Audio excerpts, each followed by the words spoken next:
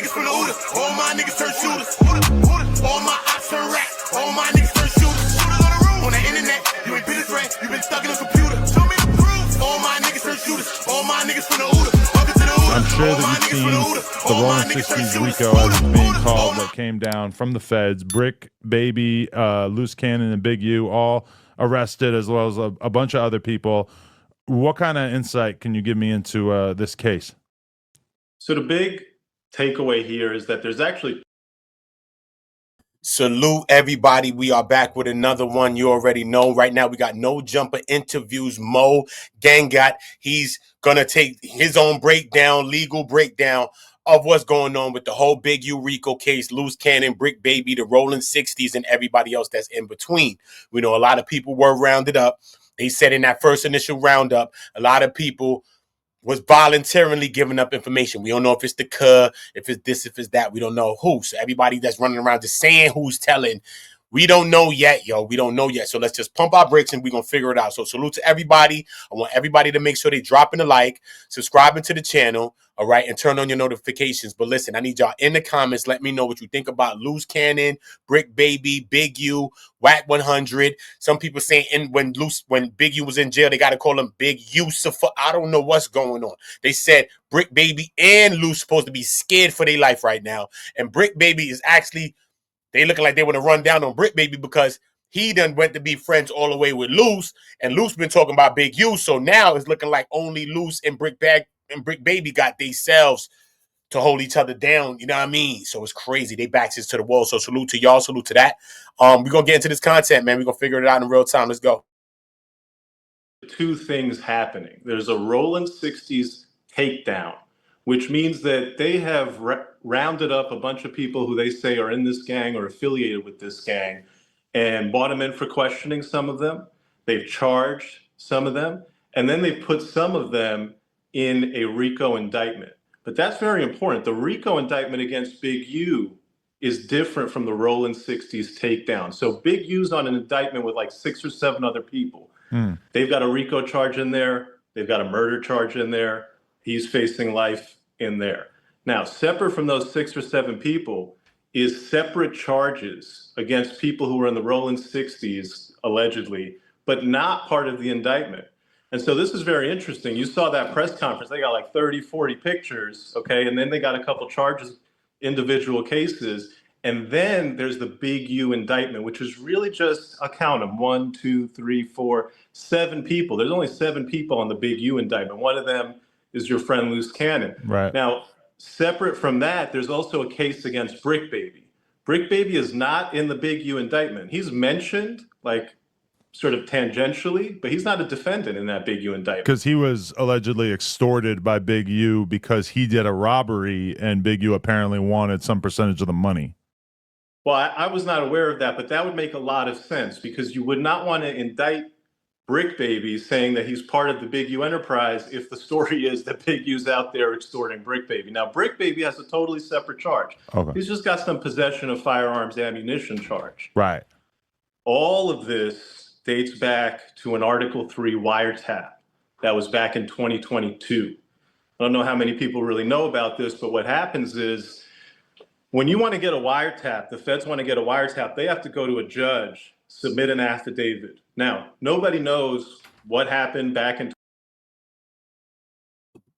Love this guy. This guy's breaking it down so smoothly. Adam, this was one of Adam's best little conversations he's having because he just does a lot of clout chase things around everything, especially this right here. But him bringing this guy right here was actually one of his best videos. I'm not going to hold you.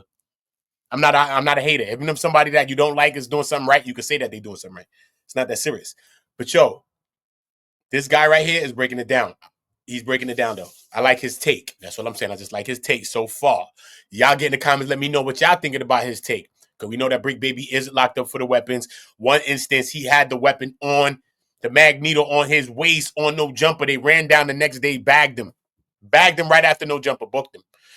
One instant, he throwing the straps out the window. Bag full of straps, bro.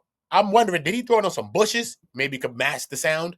Hope he ain't drop it on no concrete ground down there because he threw it off the balcony. It's crazy, man. Y'all get in the comments. Y'all let me know. Y'all drop like, subscribe to the channel now. Let's get back to the content. 2022. But back in 2022, the documents are all fully sealed. We know nothing about it other than this. There was a wiretap. That wiretap was on a couple of phones, including Big U, Sylvester Robinson, Mark Martin. Now, Sylvester is Big U's right-hand man, AKA they. Mark Martin is AKA Bear Claw, another member of the Big U indictment. And then there's Brick Baby. And Brick Baby's phone was tapped under this wiretap from back in 2022. What you had happen is you had that wiretap in 2022. Fast forward to last year, an individual named Christian Forbes gets indicted for basically selling guns. He's out on bond right now. When he gets indicted for selling guns, shortly thereafter, there's the Brick Baby indictment. And then shortly thereafter, you have this whole Big U indictment. And so all of these charges seem to link back to a 2022 wiretap that started on several phones of the cast of characters that's involved here. Right. Okay. And so from our perspective, we will be having to go into that character right there as well, who was under investigations as well. They saying that could have been, ironically, he was caught up in some selling guns. Now Brick Bag, then Big U. Who knows? It could have been a part of it. It could have been a part of it all where, because you know, the feds, it don't be just be on you. Sometimes it be somebody else they on, somebody else they dealing with and link them to you, bro. You know what I mean? That's what I'm saying, bro. You got to watch who you talking to. Don't be getting no feds on your line, no hot people that's hot, bro. Your line bug. If you talk to anybody that's informant or bugged, use bugged, homie. You wired for sound. Chill out. Chill out. Go have a seat. Yeah. from your perspective, why would Brick Baby be on the poster board that the feds trotted out at that news conference if he's not involved in the more sinister stuff? Like, what is the utility for them to announce all of these arrests at the same time, even if somebody like Brick Baby's case is very separate? Well, it's separate, but it's not. So they're saying that there's the ROLLIN 60s and that all these folks are part of the ROLLIN 60s, and that's why they've engaged in a ROLLIN 60s takedown. Then they're saying there's a subset which is run by Big U plus these 6 other people, and they're involved in this more comprehensive indictment that involves that murder conspiracy, that involves sex trafficking, that involves robbery, extortion, and then also on Big U, they're going to try to hit him with tax evasion. So they got him on 2 counts for basically not declaring like $150,000 in income. Right. And I mean, I guess it's kind of surprising for some people to realize that this sort of like extortion racket thing is still going on, in particular within the black community, because it's pretty well documented that there's a lot of this kind of stuff going on with the Mexican mafia and various Hispanic gangs and whatnot, and that they be taxing various people who are in business in situations that are kind of on the edge of legality or things that are full-blown illegal. But I guess to a lot of people, that was kind of the surprising thing, is to realize that this sort of thing is still pretty prevalent in Los Angeles. Yeah, I think it's probably not the headline that caught the Fed's eye in bringing this indictment. I think the murder is where their interest really lies. I think a couple of people on that Big U indictment have already gotten appearance bonds for pretty small amounts, and I don't think it's because they're snitching. I think it's because their overall involvement in this conspiracy is limited to sort of minor crimes. So, you know, I think I'm not surprised to hear somebody like you say, oh, they've been doing this in LA forever. What's going on here? I think that murder, though, is a problem. And I think that's what really caught the Fed's eye. Right. So we wouldn't probably even know about all this. Like, the Feds wouldn't have taken interest in whatever kind of extortion was taking place if it wasn't for the fact that this murder really like alerted them to the fact that there was stuff going on. Possible. Certainly my read of it is that murders was driving that indictment. Okay. And so Big U apparently caught another charge because he made an Instagram video after his house was raided, before he turned himself in. He made an Instagram video kind of blaming people like Whack 100 and Christopher Lovejoy for essentially getting him caught up, which is kind of crazy because, yes, they were talking about you and they kind of knew that these charges were coming before they were actually formally announced. But at the same time, it's kind of absurd to say that the feds, filed this federal RICO just because they were making content about you. But he also, I guess, basically kind of suggested to other people that they shouldn't be talking to the cops or shouldn't be talking to these people. And he was given another charge, which was kind of shocking to a lot of people that was enough for him to get another charge, or that he would have made any kind of statement like that without having spoken to a lawyer first. And that last part, I'm very surprised that he didn't speak to a lawyer first. I don't think he had a lawyer lined up for this situation. He's actually already changed lawyers. I think when he went in there on his first appearance, he had a public defender, or maybe he had somebody he retained. A man to a woman, or woman to a man. In a matter of 3 weeks, he's already filed a notice that he wants to substitute his attorney. I believe it was basically just a public defender that he was assigned. Now he's got some other guy. Not sure how I feel about the other guy. The other guy was admitted to the California bar in the early 80s. So he's been around for like 30, 40 years, which is, you know, kind of a green flag. But then if you've been around for 30, 40 years, you'd expect to have like a really dope website and a list of all the trials that you've just smashed out of the park.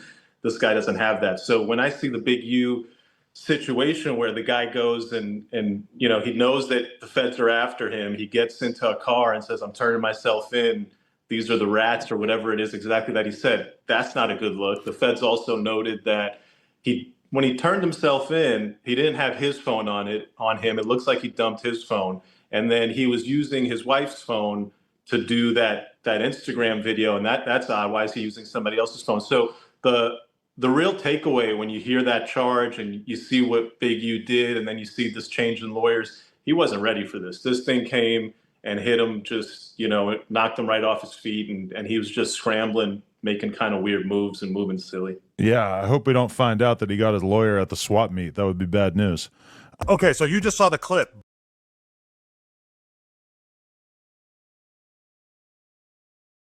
Always leave it up to Adam to bust some kind of weird or whack joke. You can always chalk it up to him to bust a weird or whack joke, man. So I'm not even going to get into that. But, yo, man, tell me what y'all thinking about this whole situation. What you thinking about this Big U situation? He's saying, I mean, he see that he got another charge, which is like some sort of obstruction of justice, that you're telling people not to go deal with your co-defendants. I told y'all, I've been telling y'all about this in my videos. I've been telling y'all. The feds were so thirsty enough that they brought that back in the press release. So you know everything that these guys, Brick Baby, Loose Cannon, whoever else is saying on podcasts, everything that you're saying will be brought back in the case or the trial, and they can be charging you with other stuff as well. So just be quick, be careful, be quiet if you could. I want everybody to get in the comments. Let me know what you're thinking about Big U, Loose Cannon, Brick Baby. What you think about anything? Do you think anybody's snitching? What the hell you think? What about Whack 100? They said Whack was all in the paperwork. Whack was in the paperwork, but now Whack can't be found. What the hell? They said Whack throwing loose under the bus now. I don't know. You know what I mean? It's all allegedly, but I don't know. Did you see this? Let me know what y'all thinking about this whole situation. What you think about this? The new dynamic trio. The new exposers. You know, this guy and this guy, he down with them now. So a lot of people's mad at this guy and Hefe. They're like, yo, how you going? He said Whack ain't snitch. He's jumping out the window trying to defend Whack with these main streets. You know what I'm saying? But they said, if you since you the Whack lawyer and you a CJA and you defending him, why don't you defend him with this? Whack 100. This guy in the middle name is 1200 because he's 12 and I'm keeping it 100.